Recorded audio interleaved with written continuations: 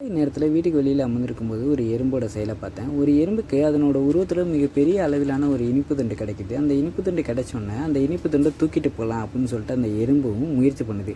அப்போ அந்த எறும்பால் அந்த இனிப்பு துண்டை தூக்கிட்டு போக முடியல. உடனே நம்ம நண்பர்கள் யாராவது பக்கத்தில் இருக்காங்களா, அவங்கள கூட்டின்னு இந்த இனிப்பு துண்டை தூக்கிட்டு போயிடலாம் அப்படின்னு சொல்லிட்டு அந்த எறும்பு முயற்சிக்குது. நம்ம பேதுரு அண்ணன் மாதிரி நம்ம பேதுரு அண்ணனை ஏசப்பா இப்போ போய் நீ கடலில் வலை போடுப்பா, உனக்கு மீன் நிறைய கிடைக்கும் அப்படின்னு சொன்னோன்னே பேதுரு அண்ணனும் போய் வலை போடுறாரு. அதுக்கப்புறம் அவருக்கு தெரில மீன்கள் கிடைக்குது. உடனே அவர் பக்கத்தில் உள்ள படகை ஹெல்ப்புக்கு கூப்பிட்டு அவங்க மூலமாக அந்த மீன்களை கரைக்கு எடுத்துடுறாரு. அதே மாதிரி இந்த எறும்புக்கும் தேவன் கொடுத்த இந்த உணவை நம்ம விட்டுட்டு போயிடக்கூடாது, நம்ம ஃப்ரெண்ட்ஸ் யாராவது கூட்டின்னு இந்த உணவை நம்ம என்ன பண்ணிடணும், எடுத்துகிட்டு போயிடணும் அப்படின்னு சொல்லிட்டு ட்ரை பண்ணுறதுக்காண்டி அவங்க ஃப்ரெண்ட்ஸ் யாராவது இருக்காங்களான்னு போய் சுற்றி பார்க்குது.